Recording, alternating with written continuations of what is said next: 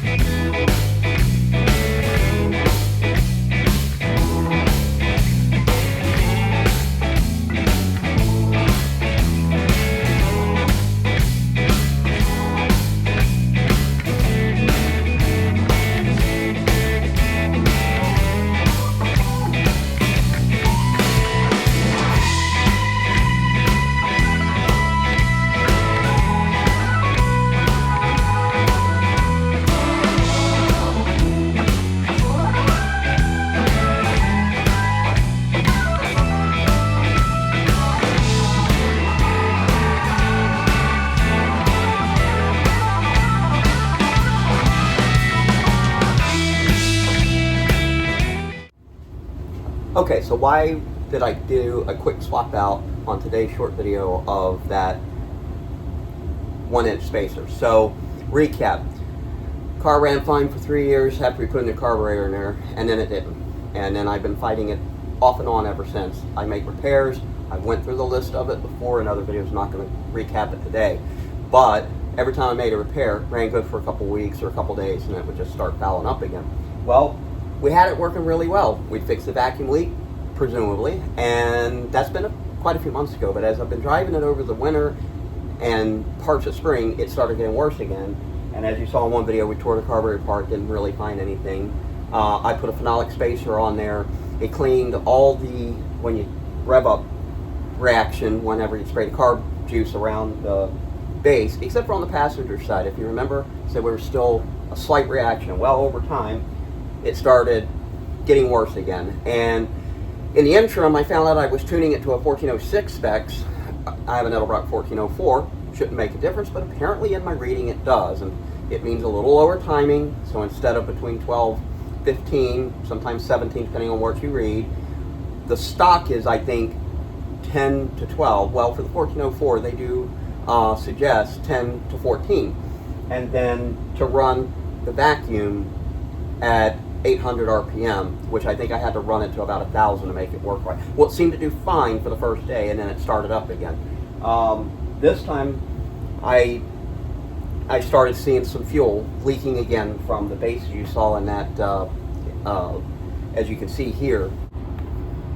As you can see in this clip, you can see the residue, the fuel that is coming out from between presumably the spacer and the intake or the carb again. So I didn't really care for how the phenolic was not a solid piece. I wanted a solid piece top bottom. So I went back to an aluminum. I got a new one again in case the old one happened to get warped for whatever reason. And it's down to two things. If this doesn't fix it, it's either the carburetor, which I really don't believe is the problem, although it's the next logical step is to rebuild it. But I'm beginning to wonder if this intake isn't screwed up. Now, this was a used aluminum Performer intake that I got, and I can tell you that the front two posts, when they go in, they don't thread right. I have to gently and massage them in. I did the first time I put them in. I've had it do that a couple times before. That, I think, could be causing a problem. Maybe you just can't snug everything down flush. I don't know. But the next step if this don't work is to either rebuild the carb or to replace it. A friend of mine's got a Holly. We talked about putting a Holly on here. I've never run a Holly before, but it's a 650. It may be a little high for this. We, I guess, could jet it down, but I think, you know, we could test that. We could throw that on there real quick. I think we could use, well, he thinks we could use the same linkage. I'm not sure. Never run a Holly. I know that they work a little different than the Edelbrocks. But anyways, we're going to try to fire this up, see if we can get it to run. Now, this is cold, so I'm going to stop videoing and get it, you know, warmed up. I want to make sure we're not Persian fuel on the side of the carburetor. And I want to see if it's idling better. It runs down the road fantastic. I have a choppy idle, to say the least. It's up, it's down, it's everywhere. Even when I go to accelerate, I get, you know, start the pedal, all of a sudden it just goes. So now that could be an adjustment on the accelerator pump where I have the linkage, which I may address that today, try to put that at a different spot and see what happens. But right now I'm just looking for a smooth idle at standard RPM. So real quick, I'll show you my concern about the phenolic. We'll talk about that gasket in a minute. Solid on top, not so much on the bottom. Now, you would think that these walls would be thick enough to make a seal, but I don't like that this is not solid like an aluminum piece was. I talked to a friend of mine, and he's got one on his 68 Mustang. It's solid on both sides. I didn't know this was hollow until it come in. So my assumption was it was solid, so they don't make them all solid. Now, take a look at this. Now, I ripped these getting it off, and I wasn't being real careful, but look at this, how it sucked in on the sides, which would be where these holes are at. So this was not creating a good seal. You can see, potentially, I mean, this is cracked. That's how, look at that. I didn't do that. So these are cracked, and these are broken. That's how it come off the car. I did this because those studs are not true. I'm pretty sure I ripped that side, so I'm not blaming that. But this was all tore up before I took it off the car, because when I take these gaskets off, even though they may be old, I still pull from the outside because I want to look at them. I want to inspect them. I don't tear into them. I just tore this one by accident when I was trying to get it off that one stud. But so I knew that I did that. These are very interesting. And furthermore, just to inspect, this is a top gasket, by the way. So solid piece up. Look at that. See? Brand new, fully intact. And that's how this one should look. And it doesn't. All right, that is, I just started filming. This is a cold start. I'm not even in there feathering the gas, and I can tell you it's already 1,000% better. Oh yeah, it hasn't run this smooth, this cold, with the choke wide open in forever. Oh my God. So, looking right now for any kind of fuel leak. I mean, that was a vacuum leak, plain and simple, getting worse, and not really being fit. I'm going to be honest with you, if this starts back up again, that intake's coming off, I'm putting something different on it, period.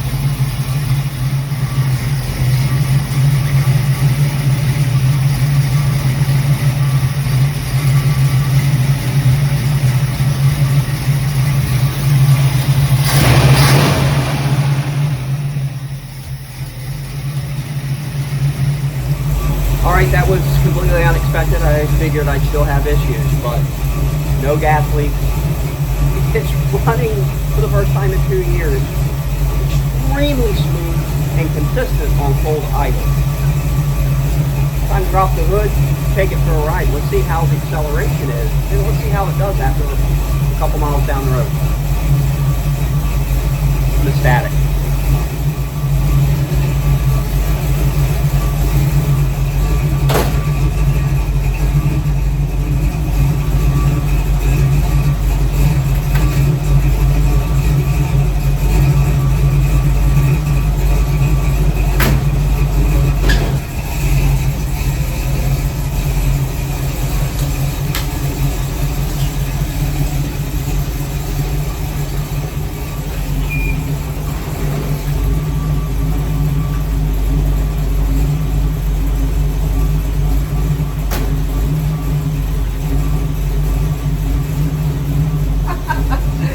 Well, I couldn't find my sunglasses the other day. There they are. But I got new ones. Actually, I've grown to hate these. I dropped them out how many times off my hat, my shirt. They got scratched up. They're barely a month old. Oops. See, told you I had new ones. Well, if they don't look good on me, I apologize. I'll have to. These might be temporary, but they're better than not having anything. How did my glasses end up on the floor? Funny you should ask. When I was repairing the shifter on the North Sea Cruiser, yeah, right there, I went to go get the part and I was 45 minutes behind, and the garage door wouldn't close. Something was hung up on the rollers. Now, I remember, shifter cable broke 9:30 at night. The night before, I had to have the car towed home. I didn't get home till like 10:30, and I had to miss work. My boss granted me morning off to work on that. I had figured I'd be back to work sometime after lunchtime. So, C's nut put me about 45 minutes behind. Cable was out before the part come in at 10.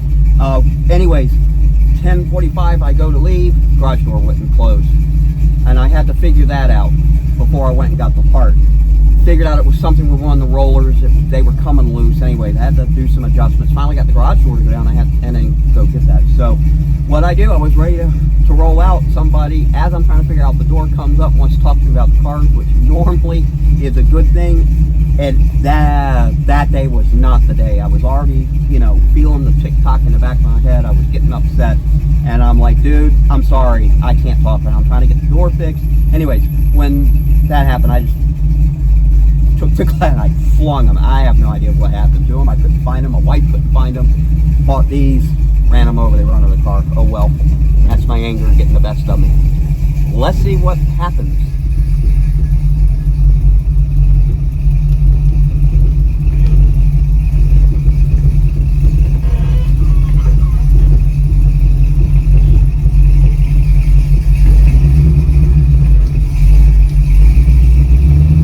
That is smooth acceleration, folks. I mean, all I did was touch the gas and she was going. There was no jerking, no hesitation, no lagging. I mean, it was, yeah, oh my God, she's driving like she used to. This is how she used to drive for like 3 years straight. Nice and smooth and perfect acceleration and response time. And I've been battling a vacuum leak apparently this whole time. This is crazy. Anyways, the reason why it's crazy is because I knew there was a vacuum leak initially. So I put a phenolic, well, okay, let me back up. I didn't know there was a vacuum leak at first. I think I tested it, but I kind of come up cold on it. And we worked for a bunch of other parts and ended up retesting it. And oh yeah, it was bad enough at that point. You'd spray the carb juice around the carburetor on all three sides. Let's see, it was front, passenger, driver's side, and it would just, boom, it was like, oh yeah, vacuum leak big time. I put the phenolic on there because everybody suggests that you want the phenolic. It doesn't bend, it doesn't warp, it keeps, the temperature from transversing from the intake to the carb. So I bought into the hype. I got the phenolic, we put it on. If you remember in the video, everything was good except for the pass side. It responds to it. I should have known then. Stop, pull it, go get an aluminum. This is only going to get worse. It's never going to get any better. But, I tightened the carb down a little bit at a time, hoping I could snug it in there. No. Now, in the video earlier, you'll see that I was readjusting one of those studs. One of those studs had worked its way out, and probably because it's had the carb off 450,000 times in the last year, but you could see threads above the intake. I don't remember seeing that. So, locked the two nuts together, got that stud back down in there, and maybe that was causing the problem. But anyway, brand new aluminum, Edelbrock. No, it's not. It's a Mr. Gasket. 1 inch thick aluminum spacer. New gaskets. You see it for yourselves, folks. Here we go. Yep. No hesitation.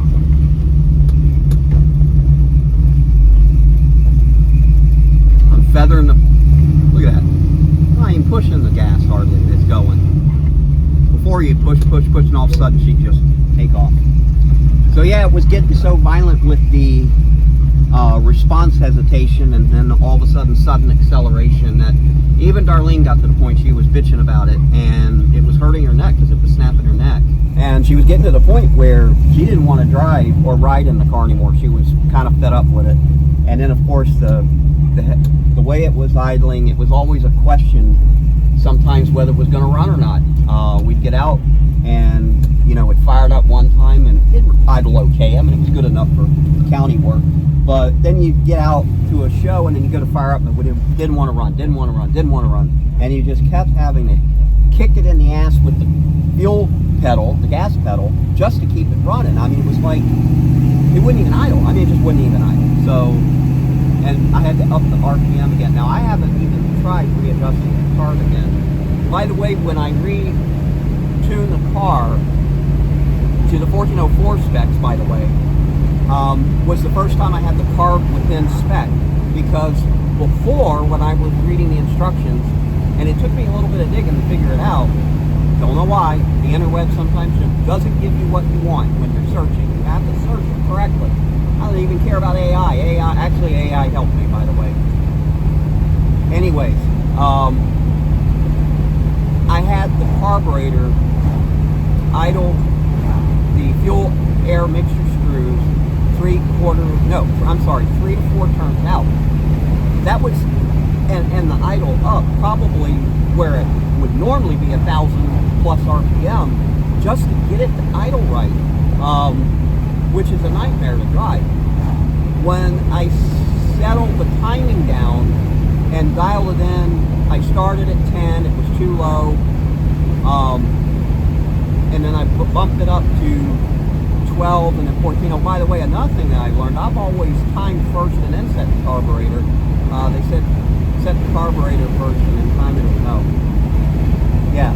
And I said, okay. And I thought you had to get time. You know, I worked backwards all the time, apparently. So we got the carburetor set, and I re-timed it again.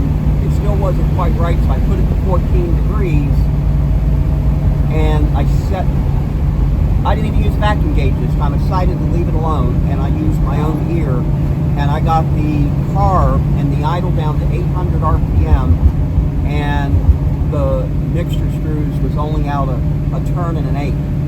I mean, that's the first time I've been able to do that in 2 years. So I knew I was better by following the timing, and I ended up getting it down to 12 degrees. But now it's running rich. I'll probably have to back off the idle mixture, but I think I turned it up just a little bit. So I think I'm going to readjust that and try it again. Or do I just call it a win and leave it alone? That would be what most people would do, but I ain't that guy.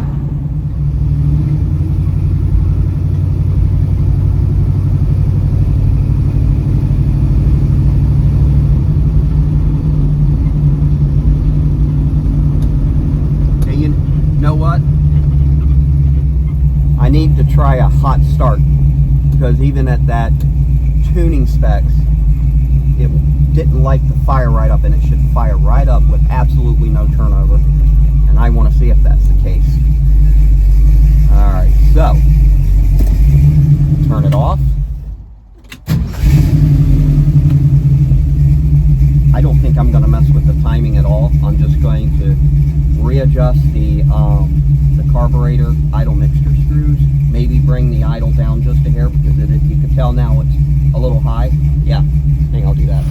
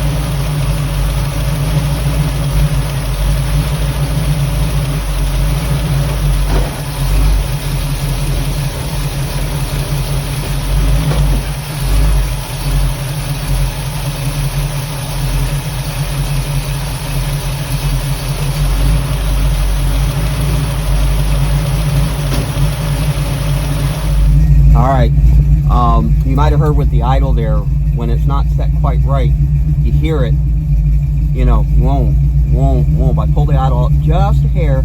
I am now a turn and a quarter on both idle mixture screws, and it's not as violent in shifting. Still got that little bit. So there may still be a vacuum leak, I'm not sure. Time will tell on that.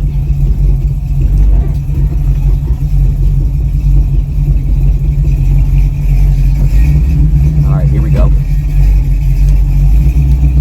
Smooth response. Smooth response. Man, I love that.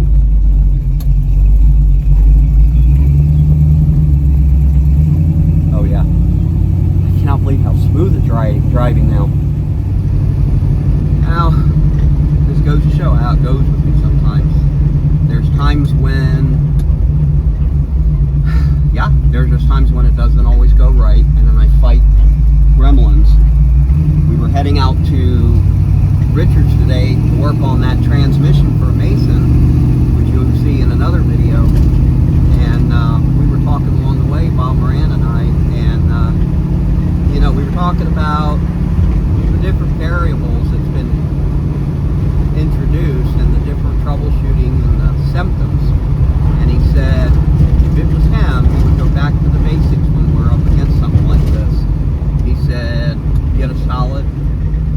I was complaining about, or voicing my concern about the phenolic.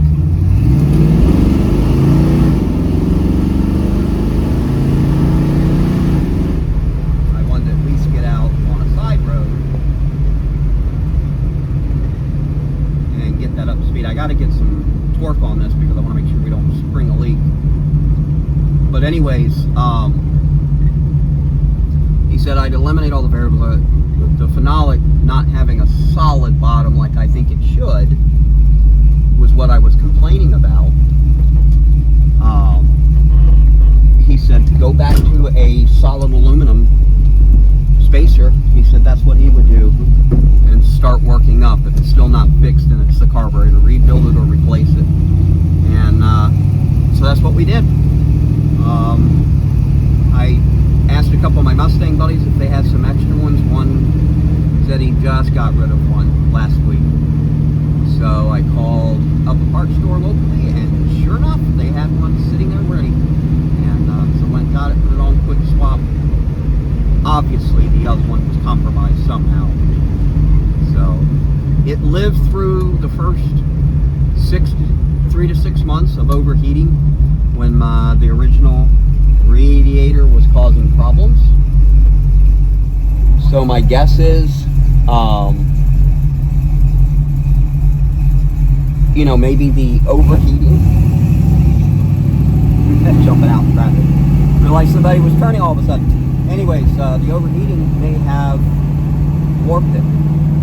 Overheating could have maybe damaged the intake manifold, although I don't see any other signs that that's the case. I'd be having a lot of other major issues. I just don't have those symptoms. So it's possible that both the carburetor and the spacer has been overheated from when that was boiling over. That's a definite possibility. And if that's the case, this isn't over. But what should happen now is I'll start seeing the gas, when it starts compromising the gasket, I can maybe narrow it down to whether it's above or below. And if it's at the top of the spacer, then we know it's the base of the car that's jacked up. So maybe at that point I'll just replace the carb. That's a 3-year-old carb too. That's what's rubbing me the wrong way. But anyways, I'm really happy with how this is running now. Stoked. All right, now it's time, when the wife gets home, take it out for dinner. All right, guys.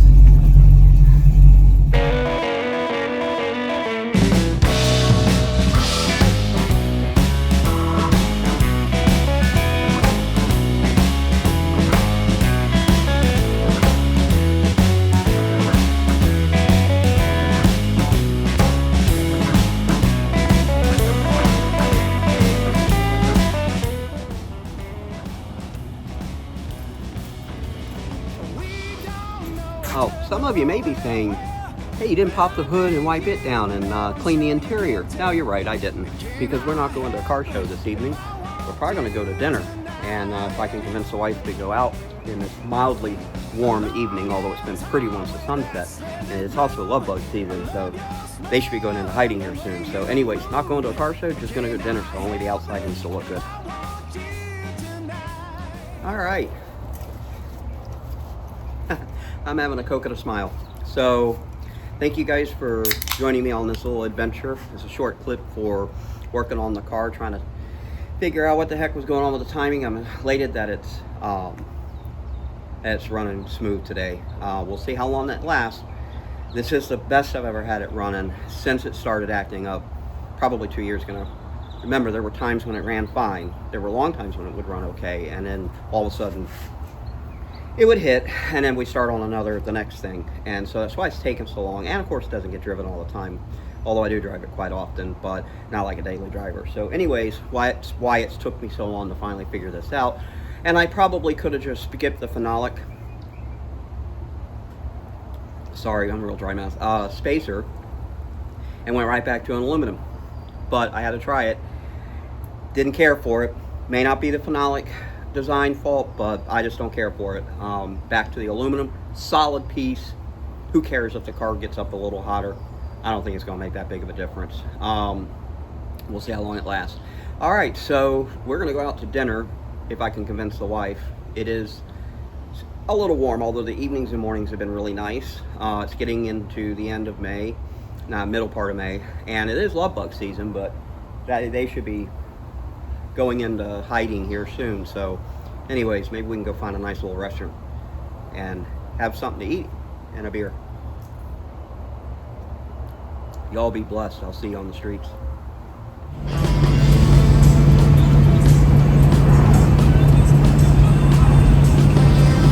He doesn't know I'm filming it.